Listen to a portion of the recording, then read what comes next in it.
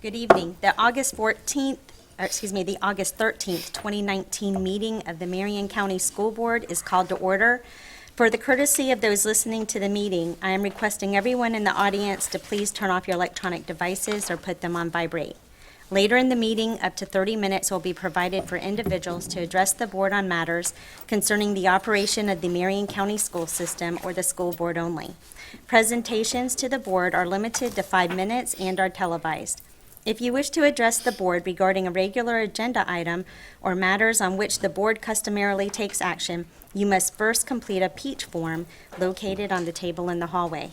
If you wish to address the board regarding a public hearing or a student discipline matter, please complete a lime green form. These forms must be fully completed and received by the board secretary no later than 5:40 p.m. The procedures applicable for each are on a separate sheet. Madam Secretary, please call roll. Mrs. Beth McCall, District 2. Here. Mrs. Nancy Stacy, District 1. Mrs. Nancy Thrower, District 4. Here. Mr. Eric Cummings, District 3. Here. Mrs. Kelly King, District 5. Here. Dr. Heidi Mayer, Superintendent. Here. Mr. Paul Gibbs, School Board Attorney. Here. Okay, and this evening, we will begin with the Marion County Leadership Team Commitment. Ms. McCall, will you please read it? Thank you. We are the Marion County Leadership Team. If we choose one word to describe us, it would be student-centered, because student success is our mission. When we come together to work, we are efficient, effective, and relevant. Our 3 most important characteristics are dedicated, diverse, and dynamic. To work well together, we must demonstrate respect, confront reality, and clarify expectations, and get better. We do not accept excuses. We will not accept mediocrity. We will always put students first, and we will leave a legacy of success. Thank you. Mr. Kevin Christian, Director of Public Relations and Multimedia Productions, please introduce the individuals who will be providing the inspiration and leading us in the pledge this evening. Thank you, Madam Chair. I'm proud to introduce to you Mrs. Ginger Cruze. We all know her as the amazing principal at Westport High School. She owns that school. It is hers, as you can tell. Every time you see her, she's smiling, and she has that teal incorporated somehow, some way. So she's going to share a little bit about our speakers tonight, and then we'll lead you in the pledge together. Thank you so much.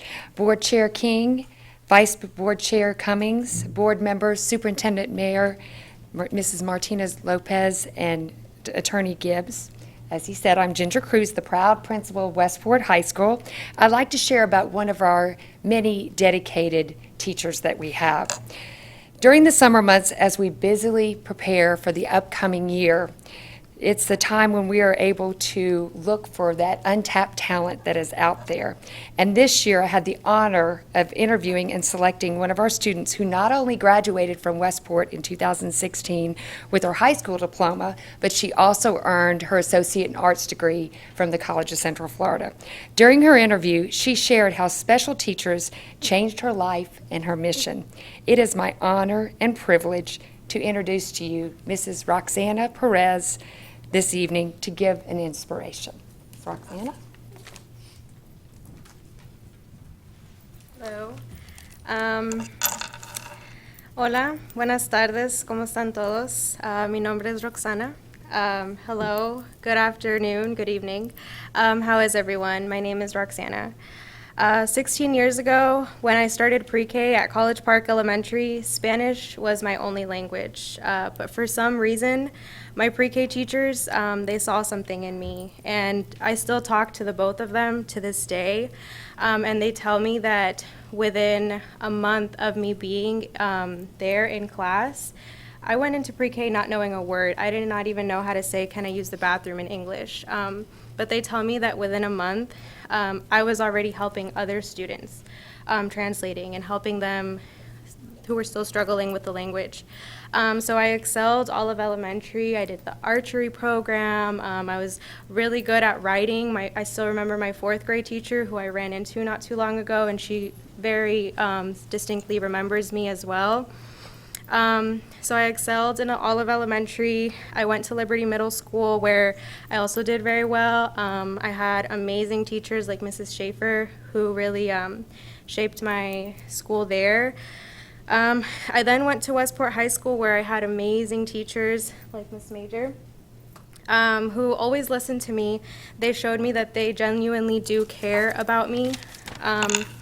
After graduating from Westport, I went to the University of Florida, fulfilling both my dreams and most importantly my parents' dreams. 20 years ago, they left everything behind to come to the United States to give me a better life. My little brother wasn't here yet, but they did it for us.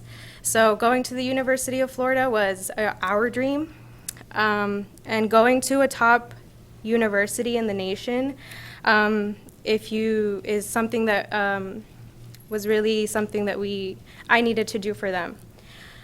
So after getting my bachelor's, I wasn't done. I still wanted more. I do plan on returning to get my master's degree and eventually my PhD. I want to be a university professor. So 3 short years after graduating from Westport, I'm back, but this time as a teacher, and it's so different, the roles, and it's weird, but I'm back. And as a young first-year teacher, I found myself overwhelmed, lost and confused and a little scared to start school, but I would take a breath, and I always felt assured, and I always felt centered because somebody was always there to check on me. There's an amazing community in this school system. At the new teacher orientation, I met amazing people who were there to support me. I was in my room one day before school started stressing because I couldn't figure out how the projector worked, and Mrs. Cruze walked in and she's like, I knew you would be here today. It was Saturday, the Saturday before school started. But everybody has just been so supportive and welcoming, and I'm so thankful that I get to work for this community. I'm so excited, I'm so privileged that I get to make such an impact on so many of these lives. And I'm really excited for the day that somebody is like, hey, I remember Mrs. Perez, that they'll think back on me just like I think back on so many of my teachers. So I applied, after graduating from the University of Florida, I applied to the master's program. Unfortunately, I was not accepted by 15 points. The program is very competitive, but that's okay.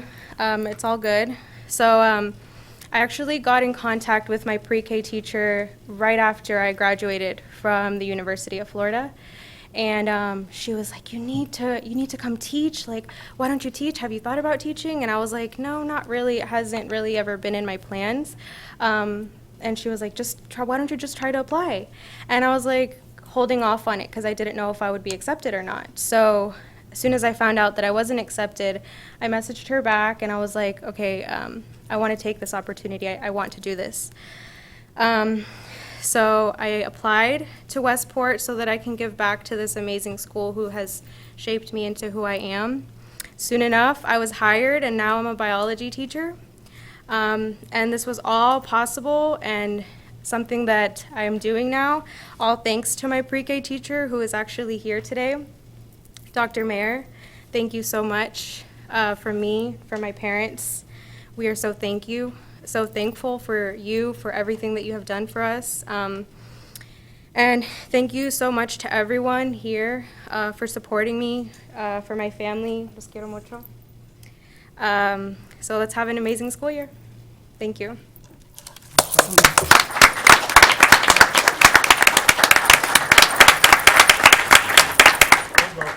Don't go. Get you run away that quick. Just stay there. We're gonna We'll do the, pledge, right? Right, I was there, I was like, where are we going with do the this? pledge and then he Yeah. lets us talk. All right. I'd like to lead you in the Pledge of Allegiance. I pledge allegiance to the flag of the United States of America and to the republic for which it stands, one nation, under God, indivisible, with liberty and justice for all.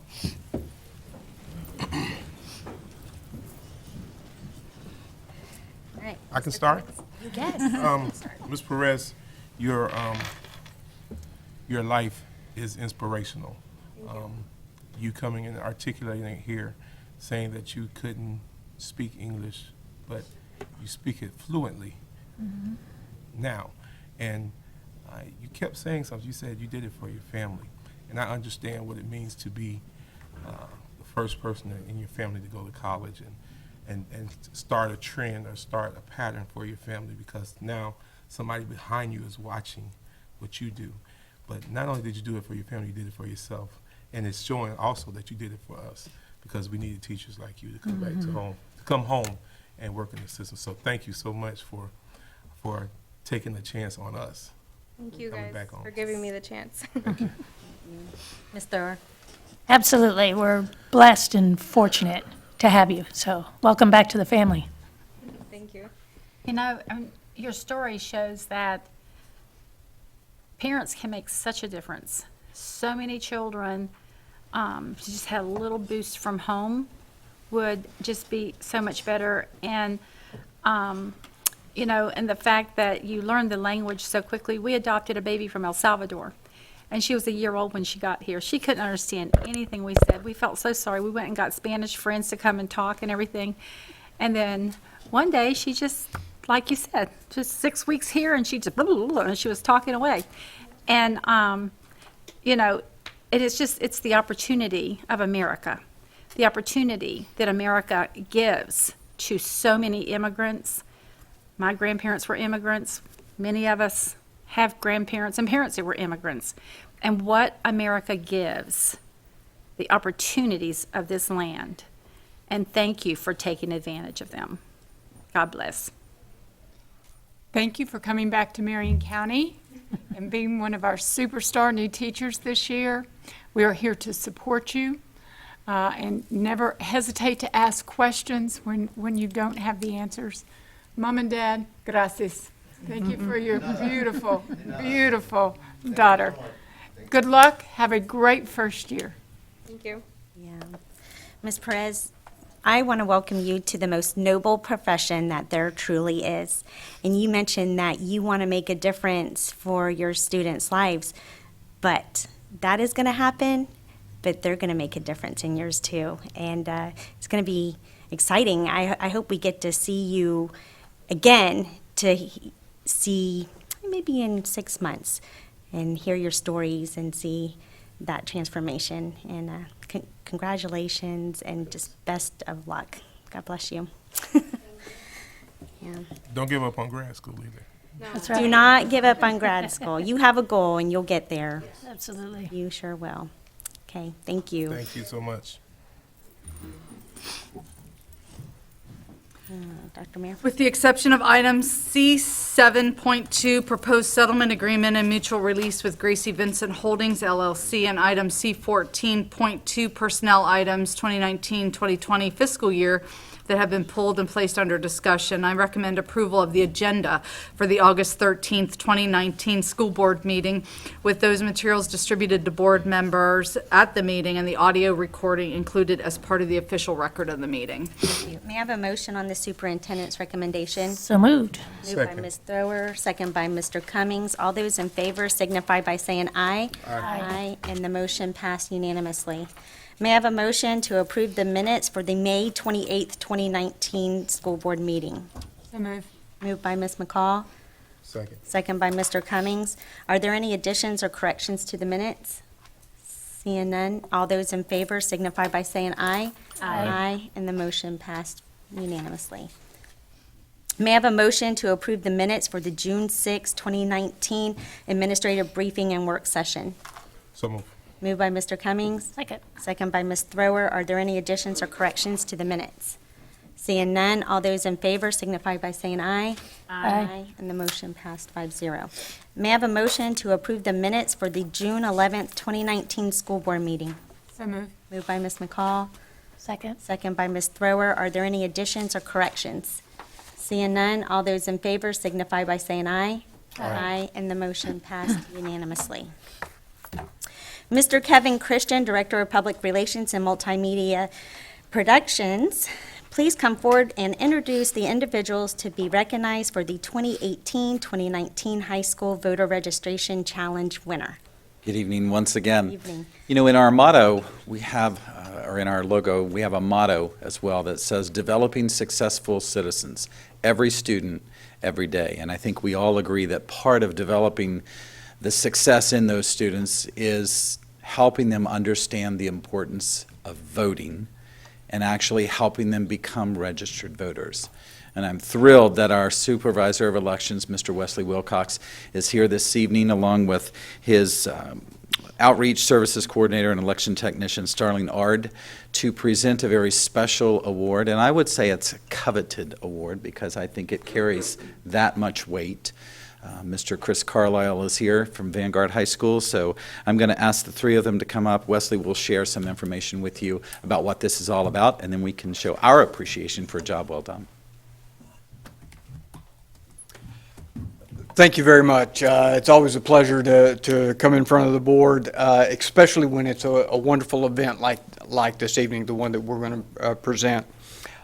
First off, I'd be remiss if I didn't thank the administration, the school board, the educators that were involved in this invaluable partnership that we're looking to build and maintain in support of our annual high school voter registration drive. Florida statutes require supervisors of elections to conduct voter registration in high schools, and we have done that, my predecessor, and for I can't tell you how many years.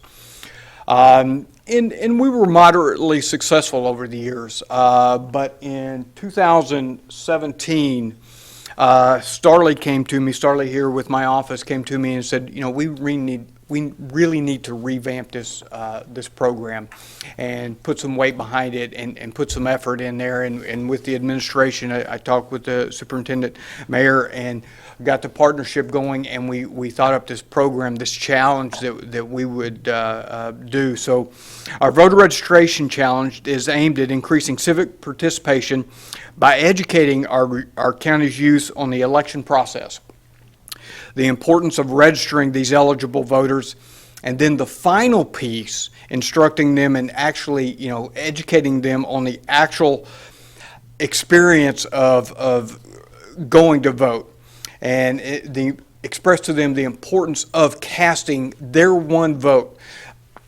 I've been doing this a number of years, and I can name several elections that I've been involved with that have come down to one vote. And you as elected official, you know that elections in our county a lot of times are very, very close. And just a few hundred people one way or another will make a major difference. This year, in 2018, all 7 of our county public high schools participated. 736 students registered to vote. That is a 479% increase since 2016. I'm going to say that again, 479%. Right. 49, we actually conducted 49 different registration activities across those 7 high schools, either most of them in the civics classes, the classes that we went to a couple of during lunch periods and did everything else, but it was wonderful participation. We had buy-in from the top down, from the superintendent to the principals to all the educators that involved, and it really gave us this. Therefore, on behalf of my staff and myself, I am pleased to recognize Vanguard High School as the 2018-2019 challenge winner with the highest participation percentage. And I would like to present Principal Carlisle with our traveling trophy. This is a trophy that they will maintain in their possession for a year. And then hopefully, like I said, this is our second time to do it. It's starting to get to be a little competitive. Good. And, you know, competition is one of those things that does make us better. And so I'm looking forward to the competitive nature of this. I want to congratulate you on this, and thank you very much for your participation and getting the buy-in with that. Thank you. I appreciate it. Thank you. That's great.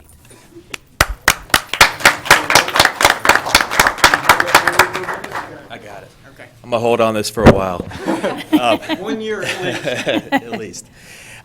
This is a huge honor, and I'm really, really proud of our students first. And I want to thank Mr. Wilcox and his office for making this an initiative, because our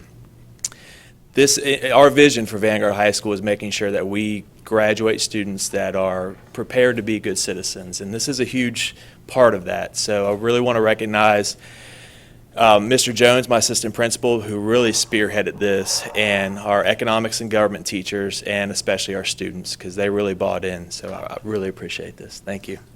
Congratulations. Thank you. And thank you. Thank you. Absolutely. Your certificate as well. How many kids did they register to vote? 736. And I will tell you how many, in elections, 736. That's a big margin. Right. That's a good margin. Elections, I hear all the time talk about elections and close. And, a lot of our elections in the state of Florida are decided by 0.5% or less. And 736 in Marion County is well over 0.5%. Yeah. So congratulations. Thank you. Well, we also have to acknowledge Ms. Starley. Oh, yes, please. She's a graduate, too. Yes, she is. So what high school did you go to? I went to MTI and Forest, and then I also dual enrolled at CF. So Yes. thank you guys so much. As Mr. Wilcox said, we couldn't have done it without your support, and we look forward to our continued partnership. Thank you for all you do. Absolutely. Absolutely. Big strides towards creating functional, contributing citizens. Thank you. Thank you. I will now ask the school board's attorney to explain the rules governing persons who wish to address the school board tonight. Good evening. In compliance with Section 286.0114 of Florida statutes, the school board has adopted uniform procedures for public speakers who wish to speak at tonight's meeting, either regarding one of tonight's agenda items or a matter relating to the operations of the school district. These procedures will ensure the public has a reasonable opportunity to be heard on school board and school district matters. A written summary of these procedures is available from the table in the hallway. Public speaker forms are also located on the same table. The completed forms were due to the school board secretary no later than 5:40 p.m. Tonight's speakers will be called prior to the business portion of the school board's meeting in the order of receipt by the school board secretary. Before you begin speaking, please state your full name and address for the record and spell your last name. Each speaker will have 5 minutes of time. However, if there are more than 5 persons who wish to speak, the board may seek consensus to limit each speaker's time to 3 minutes. When the speaker has 1 minute remaining, the speaker will receive a visual notice to complete his or her comments. Speakers may not yield their time to other people. Speakers and meeting attendees are expected to conduct themselves in a respectful manner. Therefore, verbal attacks and profanity are strictly prohibited. Pursuant to the procedures for public comments, item number 6, speakers are not to identify specific individuals other than themselves or their child unless the statement is provided 24 hours in advance. If there are matters dealing with student discipline, including expulsions, they will be scheduled at the conclusion of the televised portion of this meeting. Parents may address the board regarding a discipline matter at that time. To ensure student privacy only, a parent or guardian may use a student's first or last name. Identifying references to or identification of other students and/or their families are also strictly prohibited. Thank you for your attention to the board's requirements. Thank you. Ms. Elena? Yes, Greg Gardner.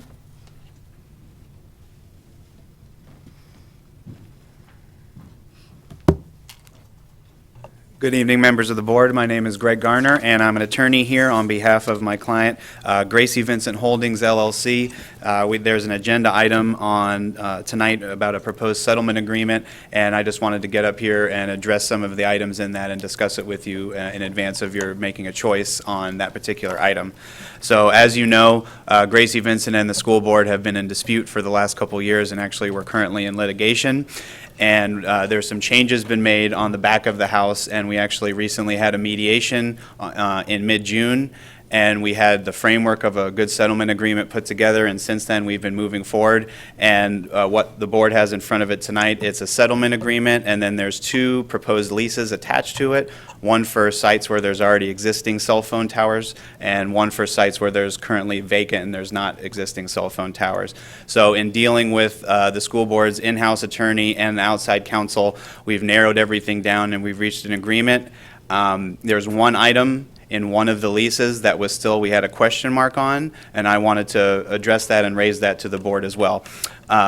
Everything has been agreed to. Now there's one item in the lease agreement for the existing cell tower sites, because there's 5 cell tower sites that have currently existing towers on them, and there's 36 that are vacant. So we're treating those two in a little bit of a different manner. For the 36 sites where where there's no towers, Gracie Vincent Holdings is going to have a 36-month exclusivity period to try and get a tenant on those sites. If we can find a tenant, then the tower is going to be constructed if we can get everything worked out in the back of the house. Now, for the existing towers, we were treating those a little bit differently since there are existing towers already there and there's not something that needs to be constructed.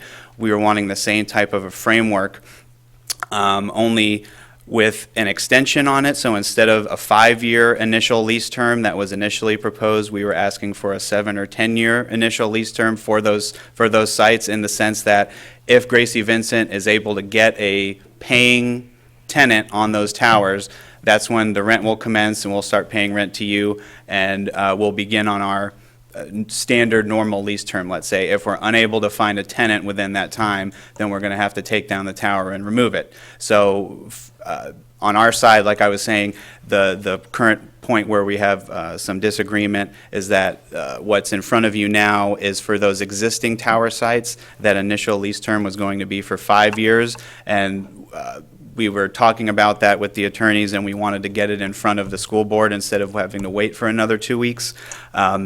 But we currently have, I don't want to get into all the legal terms as to why, but we feel like our leases are good, and you guys feel that the leases aren't good, and we're trying to reach a common ground in the middle, as far as the existing leases, not what we have in front of you right now. Is there anything, I just wanted to see if you had any questions, if any of the members had a chance to review it. I just wanted to be available in case anyone had any questions or concerns, comments. Thank you.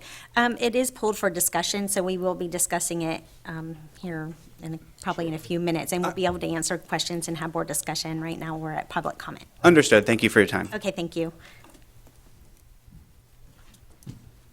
S. Claudine Viperman? Do I still need to go up? No, so she's in the same, so we'll wait to speak at that time. Okay. That's it? Okay, thank you.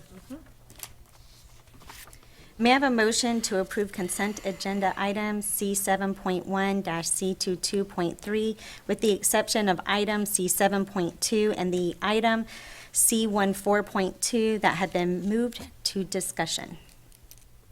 So moved. Moved by Mr. Cummings, second by Ms. McCall. All those in favor signify by saying aye. Aye. Aye. And the motion passed unanimously. May I have a motion to approve item C7.2, proposed settlement agreement and general mutual release with Gracie Vincent Holdings LLC? So moved. Moved by Ms. McCall, second by Mr. Cummings. Ms. McCall, I understand you pulled item C7.2, proposed settlement agreement and general mutual release with Gracie Vincent Holdings LLC. You wish to have further discussion? I do, and I would like for Attorney Gibbs to help with this discussion. We had gone into mediation and felt good coming out of mediation that we thought we had agreed on several things to bring to the board. From that, things changed with Gracie Vincent, and they came back. We had a phone conversation after that, and agreed further to some things, and then they have come back.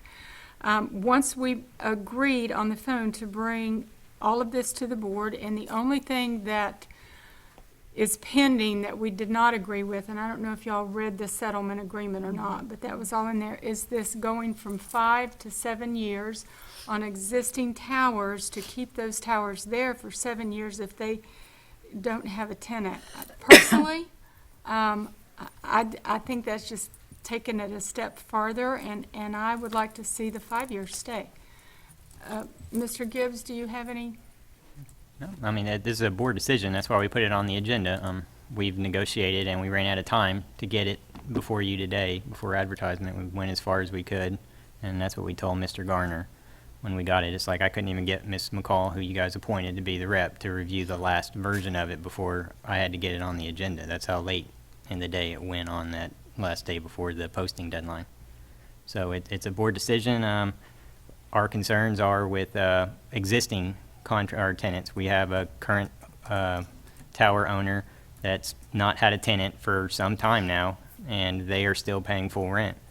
And they don't get a reduction because their tenant vacated that property. So, I mean, they could easily come back and say, hey, we're not being treated equally. And that would be my fear on this if we move forward, is like, hey, why are they getting, you know, especially for two. I understand their argument that, you know, 3 of these sites, they said, and I wasn't here at the time, we requested be built. But 2 of these sites did have a tenant at some point after it was built. At that point, regardless of whose side you take, rent would have commenced, and now they're wanting an abatement from having to pay rent going forward for up to 7 to 10 years. So that's my concern from a legal perspective as far as treating tenants differently. Our whole goal out of all of this was to get everybody with the same agreement under the same terms and treated equally. So, but it is your decision. Question. Ms. Stacy? How long have the other people been paying rent with no tenant? My understanding is since they took over this tower from SCI, it's the one at Hammett Bowen, they have never had a tenant. So I want to say it's like 3 or 4 years at a minimum that they have paid. What is the rent? They are currently, I want to say, at $1,400 or $1,500 A year, a month? a month. A month. So the same terms monthly that they would be at if they go on the rent, but they're still paying. They were in negotiation to get an extension on that, but they did not like having to have their personnel background screened. If you remember, I came to you and they wanted us to say, we'll have our personnel escort them whenever they needed to do anything on our tower, and the board said no. And they walked away from an abatement that would have given them half rent for, I think, up to a year. Oh. But yeah, they did not take that, and so they are still paying full rent with no tenant. And we have given them 5 years to find a tenant before they pay rent, which I personally, I think 5 years is fair. I do too. That's not unreasonable. okay, everything else, we came to, Especially they agreed to that in the beginning, right? yes, and then, It came from their attorney. From their And attorney. we stuck it in there, and then it came out later that maybe he hadn't run that by his client, is my understanding, but from. we'd give them on the 36 sites, and we had a discussion that they were to look at the sites and determine which ones would be good for towers, but they had the argument that they would need to have the leases in place to go after somebody, so we agreed to that. They have that exclusivity for 18 months, and we agreed to that. We said 12 months, and they asked us to extend it, so we did. So I feel very confident that we have gone over and above to be sure that this is a workable situation. And we've made some concessions to Gracie Vincent. So what's before us, because I just tried pulling up and couldn't, is that the 5-year contract or the 7? 5 years got in there. It was we got an email like late, it's less than an hour before it had to be on there, and it was going to add. So I'd already submitted the 5 years when we got the call that Okay. they were looking at 7. And I said, and we just told them it was too late. We had already had to submit it for the agenda, so. So the 5 is what's on here. 5 is what? That 5 is what's on the what's on. agenda. On the They 5. are asking you to consider extending it to 7. That's what he was just. That's what he's Okay. asking. I can expand on that a little bit further if we're allowed to in a moment. That's up to you guys if you want to let them come up and address. Okay, that's fine if you would like to expand on it. Now, who's coming up to the podium with me, this is Claudine Ripperman, she's the president of Gracie Vincent Holdings. And to address this 5 or 7 or 10-year issue, the reason why, Paul, I sent you and Cherish that email is because those leases where the existing towers are, Gracie Vincent acquired those because it foreclosed on those towers were previously owned by a Secure Communications, and those got foreclosed on by the lender. So Gracie Vincent stepped into the shoes of that lender, it bought out the judgments, so it's standing in the shoes of the lender on those towers. And there's some lender estoppels that were signed by the Marion County School Board and Secure Communications that contain some language in them that state that the lender, if there's a default of the tenant, then the lender is entitled to new leases, at least along the same terms of what the existing one was. So that's the reason why we didn't want to just nix with these particular towers, since we are in that unique position of being the lender and the site holder. We didn't want to give up our rights underneath that lender estoppel that we currently have, and if we're going to give that up, we wanted to have something in return. So that was the reason why that we're asking for that if we're going to be moving forward. We think we're in a great spot to do that, and we think we've come a long way in our relations with the board. We just didn't want to give up those rights that we currently have if we don't absolutely have to. Right, that's why I came back I think it was Monday evening, to Cherish and basically mentioned that we went back and talked to the lender and that they would agree with 10 years because you really can't terminate those without a notification. I went back and read those, and I think that's probably when you notified me was last Monday at that. Right. So So that was really the reason in the 10 years that I requested on Monday. Right, so we initially requested 7, but I was just kind of spitballing with the attorneys and trying to figure out a middle ground, and that's where we came up with the 7. So that's really, it seems like we have a pretty good agreement on all our other terms, and this is the last item. So let me understand. Yes.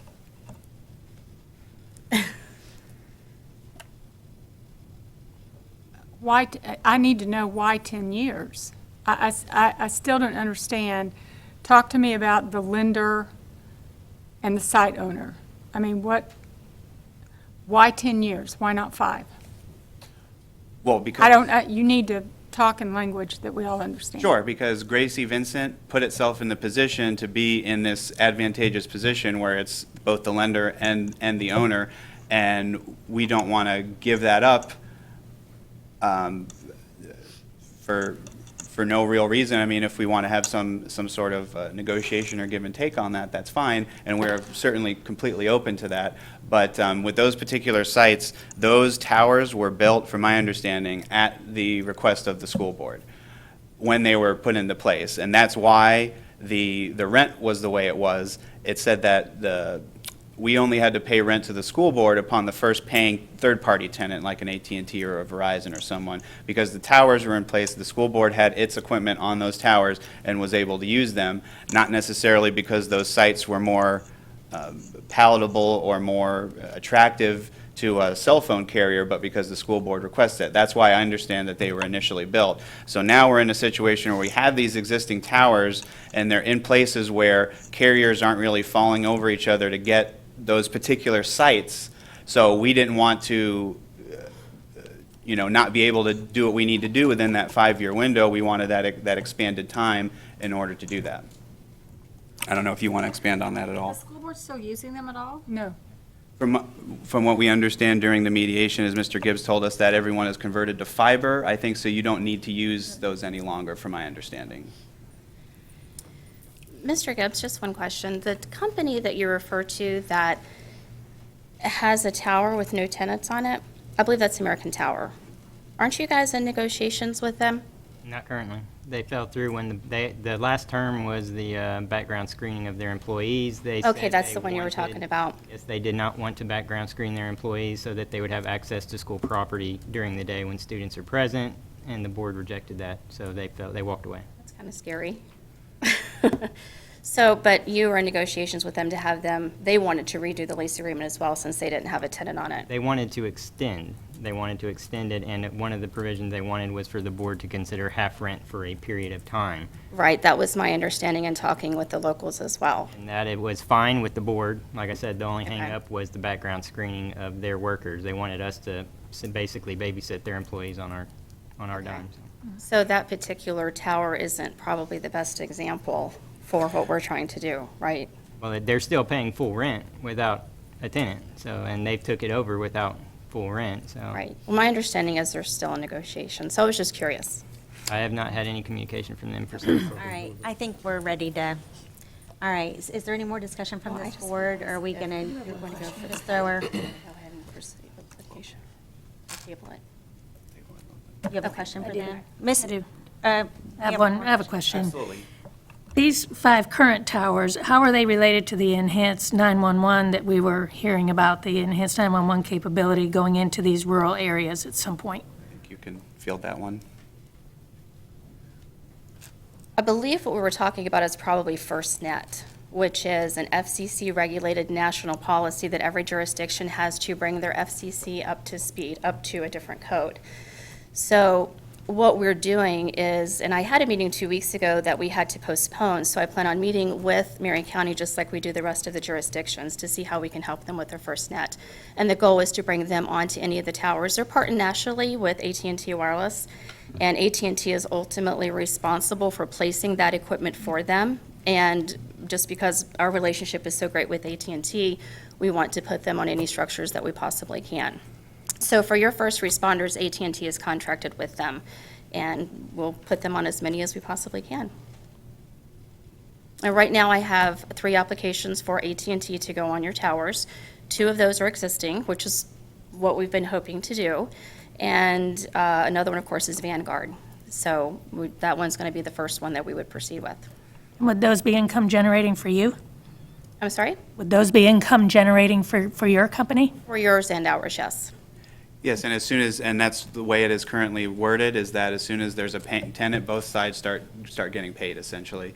And, I mean, we have no incentive to let those towers sit. We want to get a tenant on there, just like you guys, I would imagine, want to get a tenant on there, just so you can have income coming in. It's just with the way that those particular sites were acquired by our company, we didn't want to just give up what we feel like we have those lease rights for longer than the 5 years currently. That's why we're in litigation, because we're disagreeing, but we're trying to find a way forward. That was it. Yeah.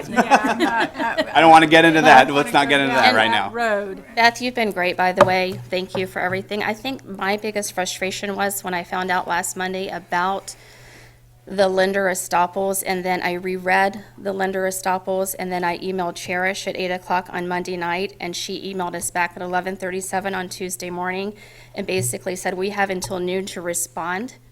By noon, she gave us literally 17, 18 minutes. And then thereafter, we went back and forth 2 times, and without consulting the board, she says, fine, I'm just putting 5 years on there and submitting it. Well, that's- So, Well, I I needed can't. to talk That's about not- I'm Yeah, not, that's not here or well, there. I okay, mean, well, I'll sure. let you speak to that. I'm not going to go there, but, But we wanted to be able to communicate with you guys. Sure, and give you the for reasons why that, there was a yeah. question. well, I mean, why would it take more than 5 years to get a tenant? I mean, if it's going to take more than 5 years to get a tenant, chances are you're not going to get a tenant. That's not necessarily the case. You've got Dish Networks and ClearLinks that are hoping to be the next 2 biggest carriers out there. They just announced their huge build-out. So, and with 5G coming, a lot of the towers in the state of Florida are structurally incapable. I mean, you're going to need more towers. So when is 5G coming? 5G is already out there. It's being deployed in Miami, it's being deployed in Dallas, Atlanta, and California. This is a third-tier market. It takes longer time for a third-tier market. So, I mean, fortunately for you guys, it's not Miami, it's not Jacksonville, Orlando, or any of the big boys. But it does take a little bit of time. So I think that speaks to, Like you're thinking more than 5 years? I would hope not, and we just don't want to be forced into taking the towers down that are assets for both of us. We'd like to work together and say, they're already there, they're pre-existing, let's work to get them something put on there together. So, we're just saying kind of meet us in the middle there. I mean, I don't want this to be the deal breaker. I don't want it. We've worked really, really hard, but at the same time, I may be willing to go 5 years and then half rent, but I just am not willing to go 10 years out. I just, 2 boards from now. yeah, that's 2 boards from now.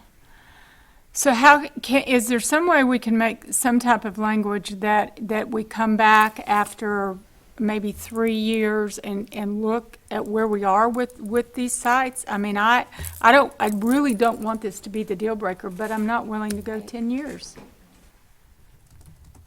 I don't, Are you willing to go I'm 7? not willing to go 10 either. Are you willing to go 7? I mean, That's if so We would, if you guys are willing to kind of work on. I mean, I would go 7. Maybe we could, to avoid 24 litigation, I could go with 7, but not 10. I just think that's too far out. But because it appears, I don't want a phone call tomorrow like we've been getting that now we need to change this, because if we vote on this tonight and we change that to 7, the settlement agreement is done. Understood. We've worked really, really hard, I agree. okay? So I'm willing, board, to keep us out of litigation, to go with 7. Okay. And to amend, worked on to this, amend and this to 7 years. And I'll second it. Do we have, is everyone in consensus? Okay. So I guess what we'll do is go ahead and we should vote Vote on on it. this, and then we make the amendment, correct? Yes. Paul? And you need to she would move to amend the settlement agreement Before provision we on vote? the existing, the vote is approve as it's written right now. So that would be in there. Yeah, you need to amend the current motion to alter the 5-year term to 7 years on the existing site leases. Okay. Okay, so I will amend my current motion to take it from 5 to 7 years on those current site leases. And I'll second. And Ms. Stacy seconds. All right, all those in favor signify by saying aye. Aye. And the motion passed unanimously. Thank you all. Are we through? Are we through with this? No, I'm serious. 'Cause this has been going Yeah. for too long. Follow up with Right. Mr. Gibbs and their outside counsel tomorrow morning, and we'll get the agreement signed and move Thank you. forward and start No hopefully more midnight making phone some calls. money together. Thank you all, appreciate it. Thank you.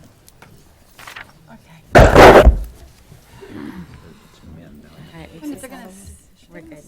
Yeah, thanks for all your work on that. Okay, may I have a motion to approve item C14.2, personnel items, 2019 through 2020 fiscal year? Moved by Mr. Cummings, Second. second by Ms. McCall. Ms. Thrower, I understand you pulled item C14.2, personnel items through 2019, 2020 fiscal year, and you wish to have further discussion. Yes, I did, because the most important aspect of any business environment is trust. And as a school board member, I need to trust that our administration is not making radical staffing changes, especially at our schools, without the board's knowledge. I recognize some changes are inevitable, but these moves must be kept to a minimum. And board policy regarding each and every promotion and transfer must be followed. Our community has been begging for stability. They don't want principals, assistant principals, and deans moved around like pinballs, especially after they've been promised that this practice would not continue. And principals and assistant principals were assured in their meetings that this wouldn't happen. At a recent work session, this board was assured that there would only be some assistant principal moves. I don't think 45 moves equals some. What I do know is being informed of over 50 changes at our schools, including the elimination of 3 dean's positions after the fact, just doesn't seem fair to the employees or this board. I just want to be on the same page, so when we do come together for board meetings, we're ready to support what's being recommended or respectfully agree to disagree.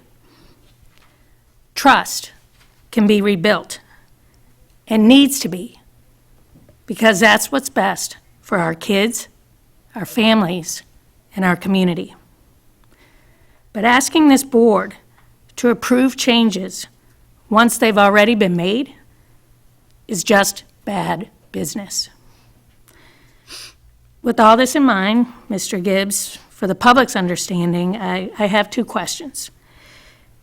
Is this board following policy and procedure appropriately by being asked to move over 50 principals and APs to different schools and positions after this has already been done? And because aren't these the same employees that this board approved the reappointment of at a meeting in June to the positions they held then, which are different than the positions they're in now? I want nothing more than for this board and this administration to be able to work together collaboratively for the benefit of this county. That's why I'm asking these questions.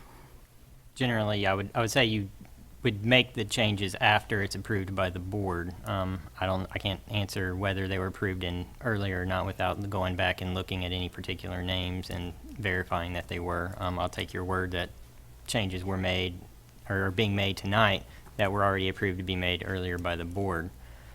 If that's the case and they've already been moved, then I would say that they're probably ahead of the gun. However, the superintendent does have the authority and the board can only reject changes for good cause. So if there's no good cause for the board to say, we don't approve of that change, by statute, you have to approve. And once there's a recommendation, they have a vested interest in their position. So if the board can't provide a good cause reason to reject a recommended change, the board can't reject it. They would win in a lawsuit, and it's been held repeatedly.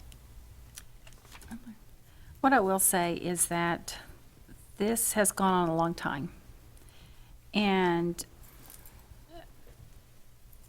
is one of the major reasons, I'm sure, that many people within the system supported going to the appointed superintendent. Because when we go to the appointed superintendent, the school board, this will be their employee.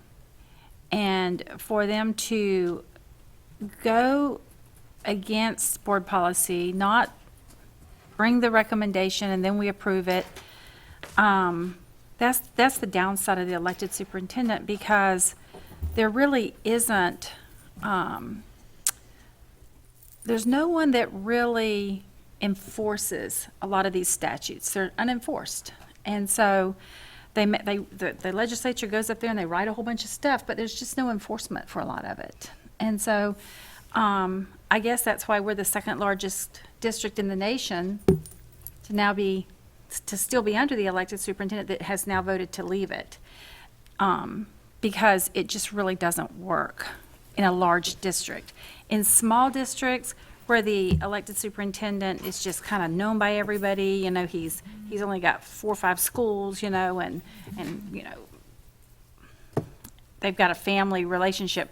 But in a sprawling district like this, where we've got schools out here and over here, the school board doesn't really know what's going on a lot of times, because it's just too much area for us to know. And so, you know, this is just probably kind of the last tango of it, and our employees are very anxious for us to move on with the appointed superintendent, and this is one of the reasons why. It just doesn't really work well, because there's no enforcement on the superintendent statutes. There really isn't. What statute are you referring to? The statutes where the superintendent is to follow board policy. There's been times when you haven't followed board policy all through your time here. So why don't we And specify so, that? well, like, for example, when we were supposed to have the meetings and the stakeholders at Evergreen and all things happened ahead of time, but I'm not going to go back to that. But there's no enforcement. What policy didn't I follow in this instant? Well, the assumption would be that we would approve these positions and then the people would be moved. But instead, they're moved and then we approve them. It's putting the cart before the horse. So what was the timeline with the grades from the state and the move with Evergreen and then the other principals that we had to change? And was anybody demoted? If the grade. It was a lateral We move, can't have 2 people speaking. but it was a at once. lateral, that we had lateral I'll just go ahead and give moves. my time to her, since she's not really respectful of my time, so she can talk. I'll give it up. So the lateral move, so if you are an assistant principal, we move you to an assistant principal at another school, I'm not real clear. If you could clarify that for me. I'm not sure here. I'm not real sure why you're wanting to move all of these people all over the place. The district these schools have no stability. Right. And so this is what happened. When we were, like Reddick Collier, for example, if you want to ask, I'll be specific. We had Ms. Dickey at Reddick Collier.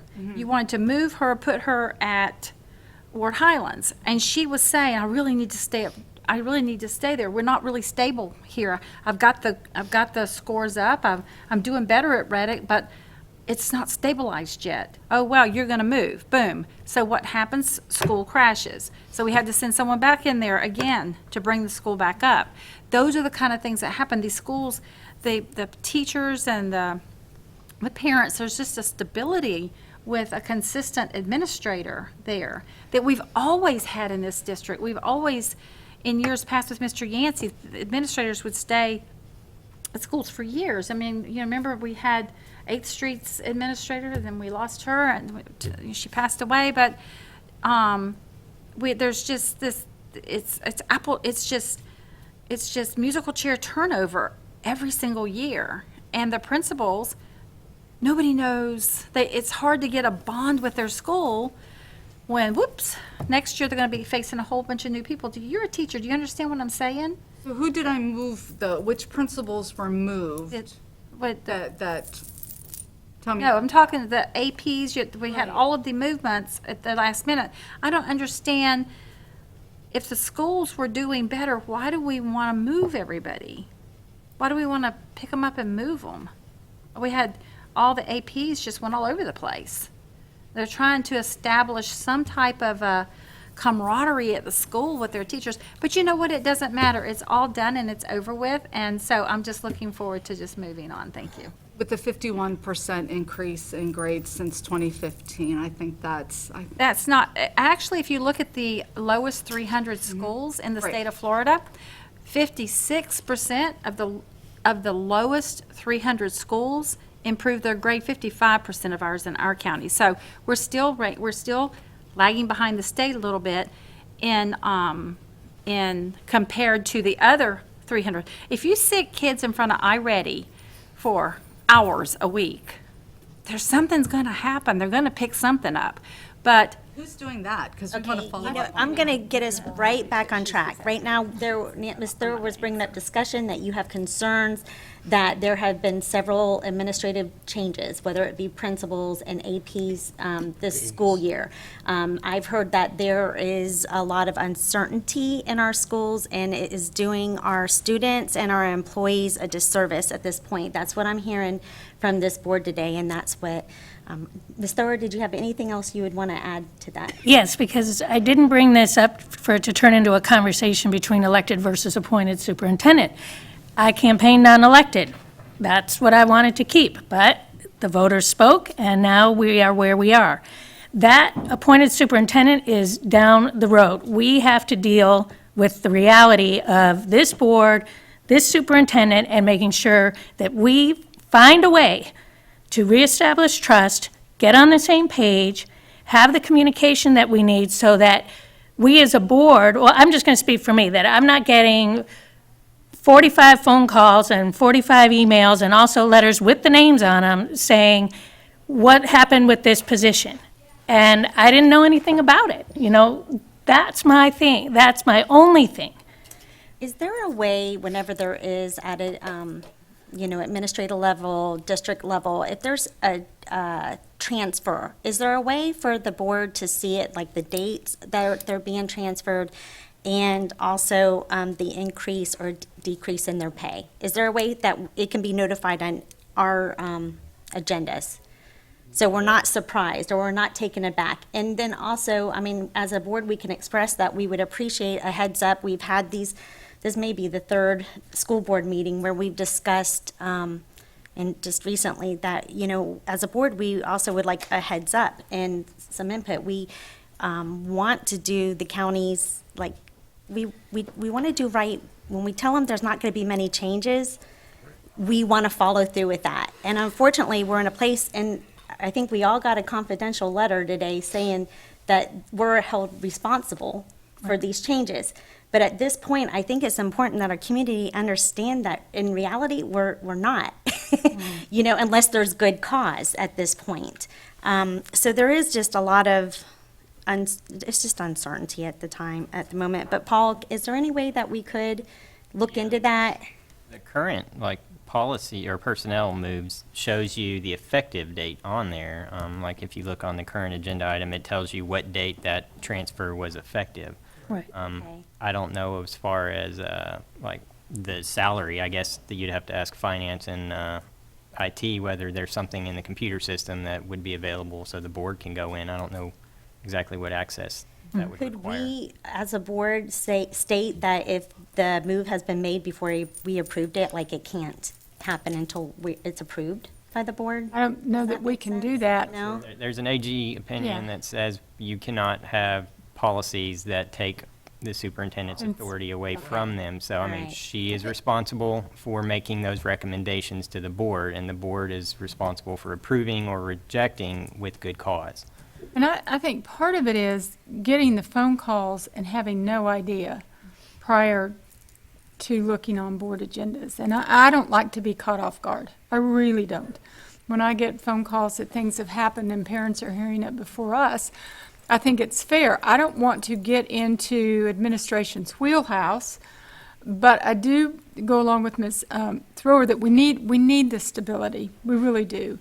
And I know that a lot of APs are being promoted from elementary to middle school to get that experience, but it just seemed like there were a tremendous amount of moves. And it happened, and we, for some reason, parents find out about things before we do. And I think that puts us in a very, very difficult situation. So I think the communication on all of that needs to happen so that we can say, yes, we knew, and at least acknowledge that we knew. Well, and just for what we're projecting to the community, wholesale moves of this magnitude deserve to have everyone on the same page. And it seems to me that that's what our community is crying for. School board, sitting superintendent, like I said before, this is not, I didn't bring this up to be a discussion about appointed versus elected. It's how can we put things together with what we have now so that everybody's on the same page, we know what's happening, we can hash it out, and then move forward. That's what I would like to see happen. Ms. Thrower, we've had this discussion for 3 years. This is just your first year. Well, it's not like I've had my head in the sand for the last 3 years. I have been part of the system, and I've been watching very closely. All of them. We're all talking over. Every year, we have this discussion about all the many, many moves. This is not a new discussion. That's why I'm saying, one day it will come to pass that things will be different. It is okay. And I don't want to take away from the accomplishments of this district. There's been a lot of great accomplishments that I am grateful for as a parent and as a citizen. But to me, this is something, a problem wouldn't be a problem if it didn't have a solution. So that's what I would like to see. I would like to see some type of consensus here on how we're going to handle wholesale moves of this magnitude going forward. A principal here, a principal there, that's going to happen. I don't know how anyone can promise that no moves are going to be made in an employment environment of this size. So let's just put the cards on the table and get it hashed out. And I think what you're saying is right, that we have to have that communication because it does create that uncertainty. It does create that anxiety. And we're going into a new school year, and we need stability Yes, we do. in all of our schools. We had some gains with these grades and things, and we need to, if we got a formula that's working, we need to continue with that formula that's working and not just move the shells around. We need to have some stability. And I guess we want to be that needs to be communicated with us so that we can. And we can't vote no on this tonight. I mean, these people are already in these positions, and they're already working. So in essence, it's a done deal. And If we vote no on it tonight, it would create a hostile environment for our students. And our right, staff. and we're here to do what's best We're for not going to create kids. a hostile environment for our students. Or and our staff. employees, right. So we're going to do what's right because we said we are a student-centered board and district, and we want to make sure we're doing what's right. And I believe all of us really have those intentions in mind, so. Well, and then there's that demonstrating respect piece. And for this to continue to come together and take us through our next phase, then that's very, very important. I want nothing more than for the collaborative spirit of this board with this sitting superintendent to be really good. I'm done. Thank you. All right, so all those in favor signify by saying aye. Aye. And those opposed, like sign. Seeing none, and the motion passed unanimously. May I have a motion to approve the following cash or tangible donations that have a total value of $67,670.25. $1,655 to Bellevue Middle School from Bellevue High School FFA alumni, $18,000 to Curriculum and Instruction from Felborn Foundation, $2,500 to Denellen High School from Collier, Jernigan, and Godert, PA, 700 backpacks and supplies valued at $4,151 to Emerald Shores Elementary from XL 106.7 radio station, $2,500 to Hillcrest School from Rockefeller Philanthropy, that's a hard word right there, not really, advisors, $2,500 to Lake Weir High School from Lockheed Martin, 2006 Ford ambulance valued at $3,000 to Marion Technical Institute from Marion County Fire Rescue, $1,500 to Marion Technical Institute from Ocala Outreach Foundation. All those in favor signify by saying aye, or Aye. I You need, don't even have to get it out of your mouth. I need a motion. Can I have a motion? So moved. Moved by Mr. Cummings, second by Ms. McCall. All those in favor signify by saying aye. Aye. And the motion passed unanimously. And Mr. Cummings, would you like to thank our community I would this like to evening? thank all of our community who have made these generous donations to the schools. As you know, we really need them, and these donations help go beyond just what we see on the paper. They really manifest themselves in our community in different ways. So I'm grateful for all of our donors and look forward to the continued support from all of our donors in the community. So thank you. Thank you. The next administrative briefing and work session is scheduled for Thursday, August 15th, 2019 at 9 a.m. The purpose of the work session is to discuss the budget capital, which includes the 5-year work plan. The following regular administrative briefing and work session is scheduled for August 22nd, 2019 at 9 a.m. The purpose of the work session is to discuss budget review if needed, hurricane shelter update, and homeless needy student update. All right, we now will move to our committee reports and concerns and comments, and Dr. Mayer, we will begin with you this evening. Awesome. Okay, I've been, in my head, I have been practicing how to say your name. Out of what? How to say your name. Yoetti?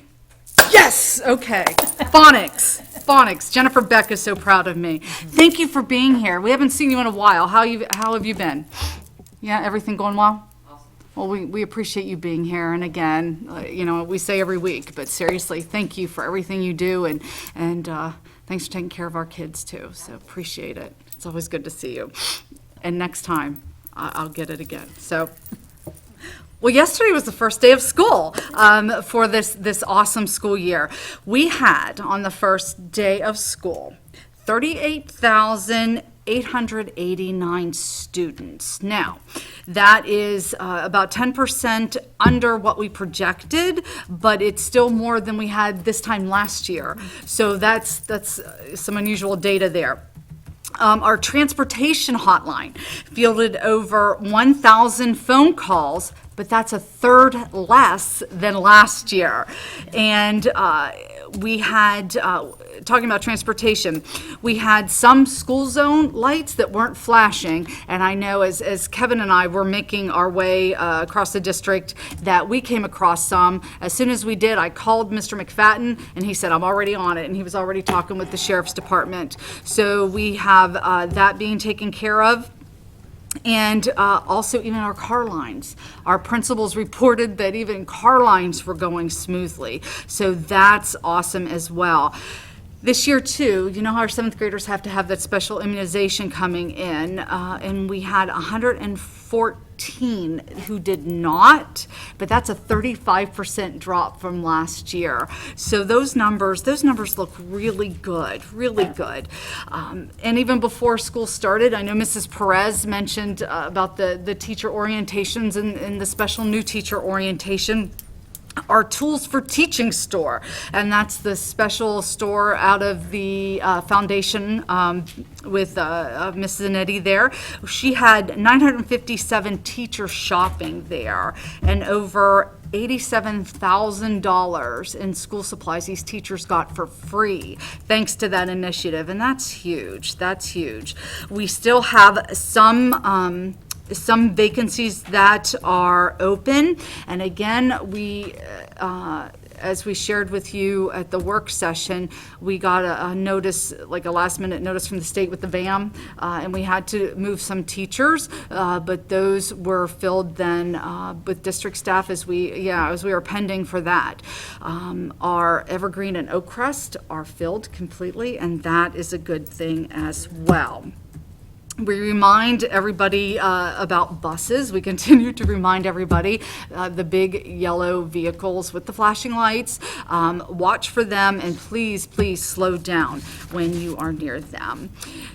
The week before last, we were in Tampa, Mr. Christian and I, and we took our entire, all those who could attend. Our elementary reading team went with us to accept an award for our Community Reads webpage that we have, and that won the Award of Distinction from the Florida Public Relations Association. And Mr. Christian has won some other awards too, but we're going to do a recognition one night. But I wanted to just thank him and thank the team for putting all of that together.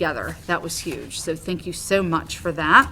And then we also had Max Schechter here, and he was here a week Monday now, and he presented to all of our district folks. And if you were there for both presentations, the presentation during the day with our district folks, so we had a little over 2,000 people there, and then in the evening we had maybe close to 200 community people there. And during his morning presentation, I noticed he was maybe a little nervous, but in the evening presentation was much smoother. And so he and I were talking, and he said that the daytime presentation was the largest group he had ever presented to. And he was appreciative that he was able to share that message. And I know our folks were too, that they were able to hear that. So we thank him for that. So our visits continue to schools and visiting all of them. And this year, Dr. Grantham and I split the district. And this year, we flipped schools. Because remember last year, I gave him such a hard time that Kevin and I finished before he and Joel did. Well, now we know why. That he finished first last, yes. So we have a couple schools we're going to finish up tomorrow because Kevin let me talk much too long to all the students, so he has to keep me on schedule, so we'll do that. And then with that as well, I appreciate Mrs. Thrower's message, and I agree that trust is so important, and I do think that in many cases, it does need to be rebuilt. So on both sides, I think. So, I think that's a good message. So, thank you. Ms. Elena, do you have anything for us? Paul? Mr. Cummings, we're going to begin with you this evening. Well, You're up. I do want to say welcome back to all of our staff, our students.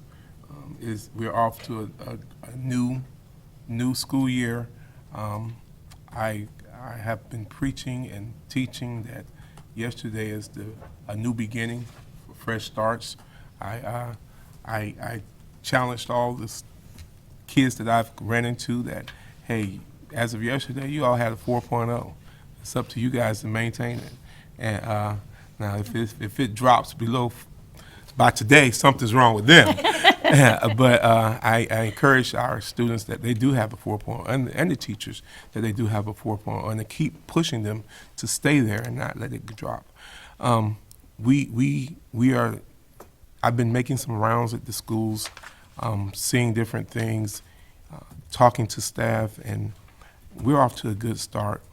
These first 2 days have been a lot less problems, as the superintendent has told us, that we're moving in the right direction as far as making sure that we got people in the right places, and the transition for, I remember the first day of school used to be just chaos. and that wasn't the case. And I remember the second day of school would still be chaos.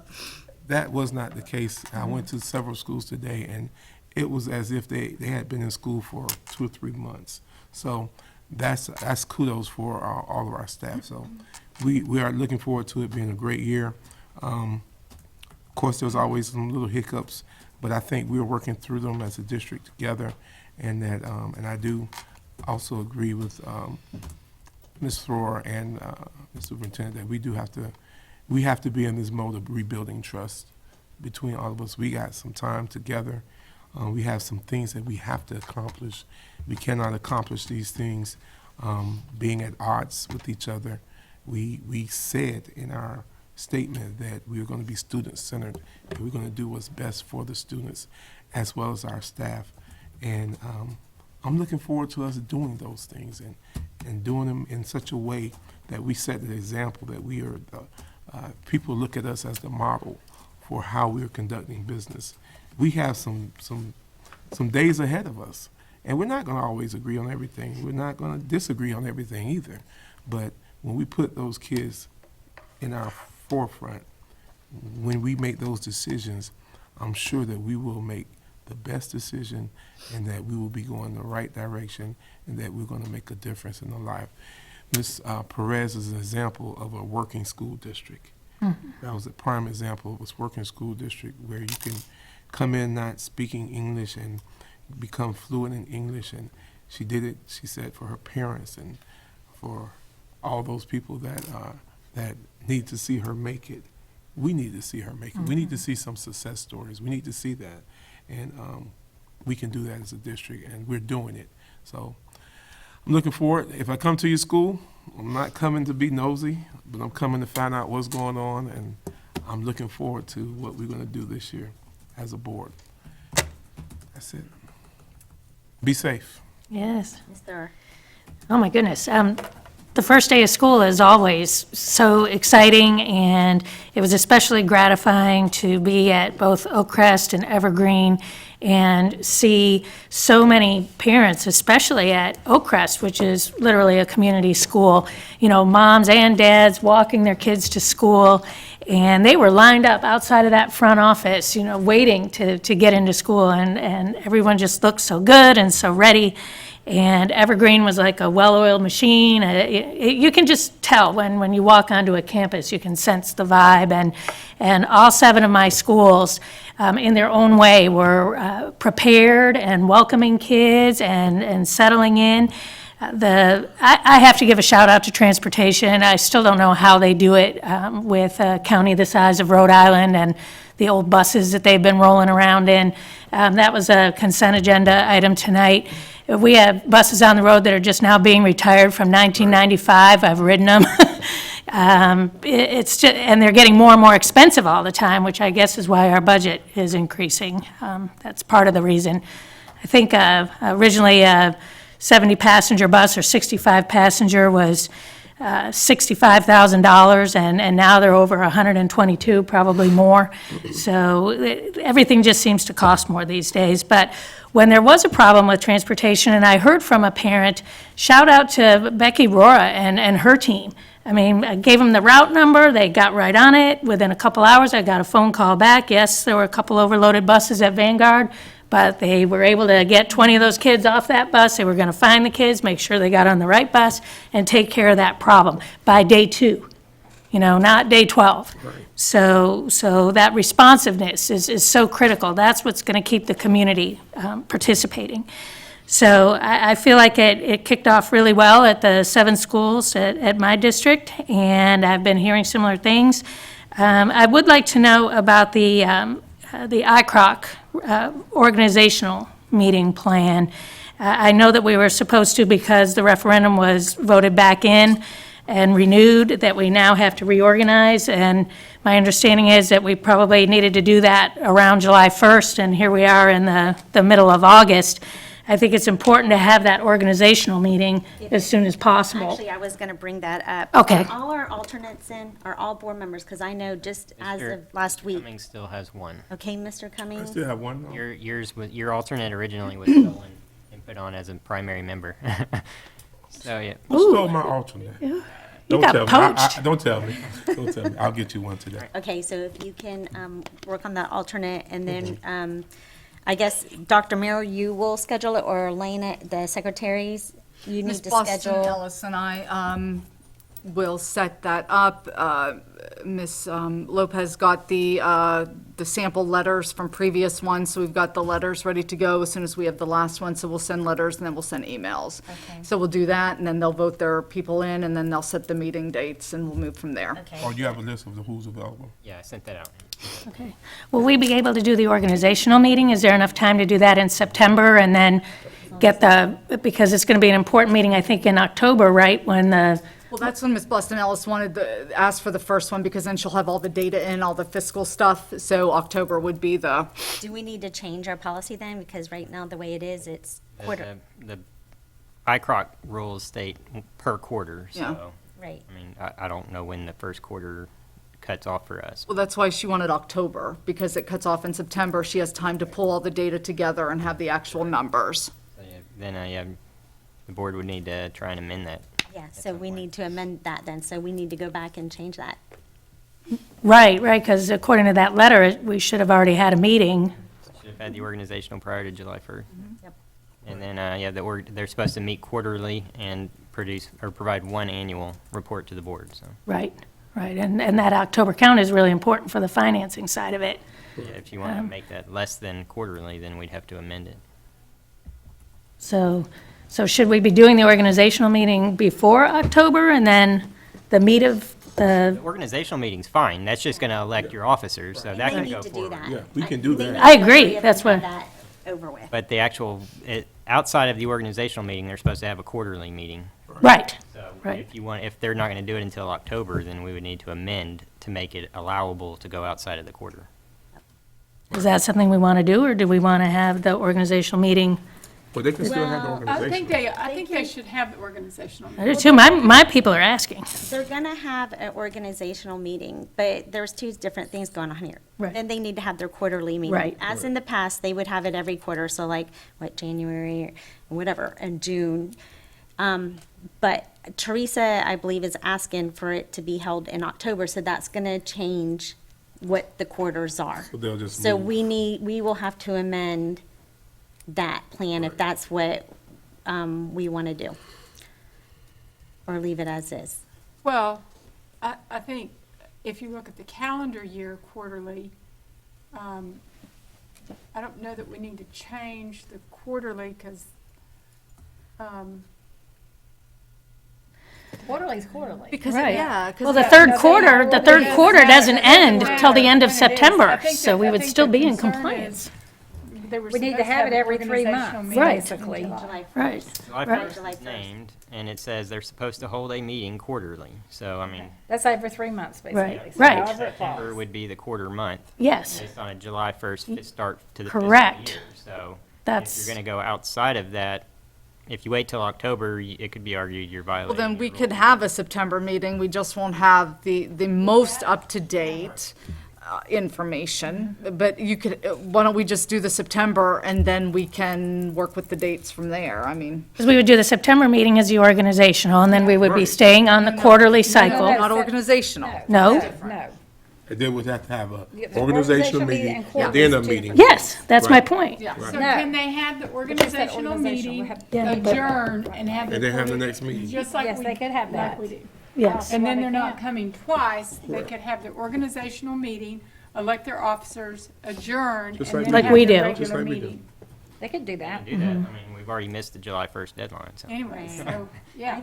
I almost think that we should just hurry up and have this organizational meeting so people know and understand who's in officers and who's not. I would suggest doing that as soon as possible, and then they could have their meeting in September. So, So that's those just are my thoughts. Getting a date and. Yeah. I'll give you that person today. but what Dr. Mayer was saying about October, that's after the 10-day count, is that what you were referencing to waiting to have the meeting for that? Yeah, Ms. Boston Ellis says it's easier to get the most up-to-date information if we have if the quarterly meeting happens in October. It's much easier. Okay, so, because we would need to have another quarterly meeting in October, November, or December to stay on track, right? So if they have the organizational meeting now, turn around and adjourn and have a meeting, they can just come right back in October and have another quarterly meeting. Yeah. They'll be back on track. And then we'll be back on They'll track. be back on track. So I'd just pick a date and send out a letter. It's just got to be a 10-day notice. For sunshine. maybe. Yeah, But I mean, you're probably gonna need more than that to get that many people yeah. to agree on a date. You're not gonna be able to set it like next week for Right. that many people. Right, so we need to get on it. I don't know how you'd ever get all of them to agree on it. That would take you Well, to we have about the the third we have quarter. the letters ready to go. We were waiting on the last one, so Are you giving them options or something, like in the letter, like Not date th- nope. options? Or nope, Just not say for it. this first one. Yeah, we got to move because we're running so late. Okay. I wonder how it was done the first time. All right, so go ahead, Miss Stacy, I mean, not Stacy, Miss Thrower, sorry. That's it. That was it? Yes, Okay, Miss Stacy. Just say ditto. Okay. that's it. That's it. Oh. All right, Miss McCall? First of all, I want to thank the volunteers that helped with tools for teaching to get those 987 teachers through. Judy said she had tremendous volunteers, so I publicly want to thank for that. And I also want to give a shout out. There may have been other really good videos out there, but I want to give a shout out to Shady Hill for their back to school staff and faculty video.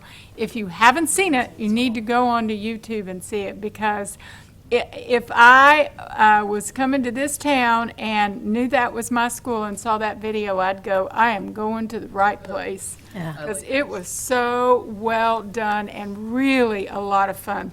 So kudos to Ms. Riedel and her staff. I want to welcome our scouts. Welcome to our meeting. We know you're working on badges, so we want to be sure that, okay?